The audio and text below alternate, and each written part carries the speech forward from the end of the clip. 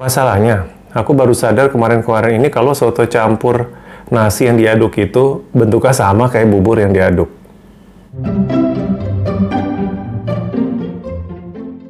Halo, ketemu lagi di Curhat ke Om-Om.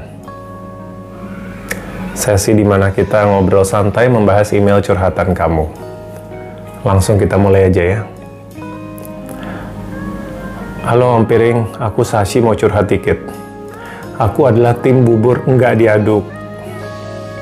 Aku nggak suka dan nggak bisa makan bubur kalau diaduk. Tapi selama 22 tahun hidup, kalau makan soto aku selalu campur nasinya di mangkuk yang sama dan diaduk. Masalahnya, aku baru sadar kemarin-kemarin ini kalau soto campur nasi yang diaduk itu bentuknya sama kayak bubur yang diaduk. Wow. Ada-ada aja memang permasalahan di hidup aku. Udah mau cerita gitu aja, makasih udah mau baca curhat receh aku. Sashi. Sashi, ini menurut saya bukan curhat beneran, agak bercanda, tapi nggak apa-apa, saya mau tetap bahas. Mari kita bikin serius topik bubur atau soto nggak diaduk. Walaupun kamu mungkin bercanda, tapi saya jadi kepikiran sesuatu. Yaitu, kadang-kadang kita itu mengaku diri dalam sebuah posisi pilihan, tapi sebenarnya mungkin tidak pernah benar-benar mencoba melihat posisi yang di seberang. Kita ambil contoh bubur deh. Posisi kamu kan bubur tidak diaduk. Tuh nggak? Saya kebetulan bubur diaduk. Nah, kadang-kadang orang di kedua kubu ini saling membenci, saling mencela gitu ya. Kubu seberang, tapi sebenarnya tidak pernah benar-benar mencoba memahami atau mengexperience, mengalami kubu yang seberang itu. Sebagai contoh, penggemar bubur diaduk mungkin sekali-sekali harus nyoba. Ya, nyoba makan bubur yang dipisah, tidak diaduk, dan benar-benar dicoba gitu. Jadi menghentikan prasangka dulu dan kebencian, tapi coba dulu menghayati, emang segitu nggak enaknya bubur dipisah. Begitu juga sebaliknya, tim bubur nggak diaduk itu biasanya udah mencaci maki bubur diaduk sebagai jijik lah, sebagai apa itu ya, makanan ternak ya. Tapi pernah nggak suspend judgment? Jadi coba menikmati bubur diaduk, dicoba gitu ya, tapi coba dihentikan dulu gitu suara-suara di kepala ini jijik banget gitu. Begitu juga dengan soto, ya kan, mau soto diaduk, soto dipisah, ya sama. Kadang-kadang kita udah terbiasa dalam satu habit, dalam satu kubu atau aliran tertentu, dan kita melihat yang berseberangan itu pokoknya pasti nggak enak dan salah dan lain-lain. Dan ini bukan cuma soal makanan ya, nggak, apapun lah itu. Tim ayam KFC original dan crispy gitu. Yang original yang benci crispy coba menikmati yang crispy. Yang crispy yang biasanya nggak suka original coba dihayati, jangan-jangan sebenarnya ada enaknya original. Ini contohnya banyak ya, mau Star Wars versus Star Trek gitu ya kan.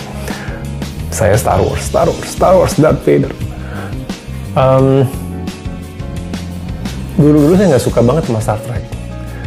Tapi ya udahlah, saya coba kadang-kadang ada di TV, filmnya ada di bioskop. Ternyata bagus loh Star Trek. Bagus, saya bisa menikmatinya. Dan saya rasa sebaliknya juga begitu. Dan ini dari masalah sepele bubur, soto, ayam goreng, Star Wars, menurut saya sih bisa diperluas ya. Apapun itu topik hidup yang kadang-kadang kita menemukan kubu yang berseberangan ya, yang berbeda dengan kita. Kadang-kadang kita udah konfrontasi dulu, tapi kita nggak pernah mau spend time empati atau bahkan menempatkan diri kita di posisi seberang itu. Yang rugi kita sebenarnya. Ruginya adalah pertama kita cuma tahu satu perspektif, dan simply kita kehilangan pengalaman yang utuh aja. Kalau kita hanya makan bubur yang diaduk aja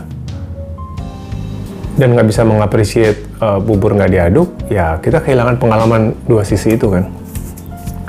Gitu. Bahkan haluan politik gitu, progresif, konservatif, kadang-kadang saling membenci tanpa berusaha dengan serius ya, memahami gitu. Misalkan,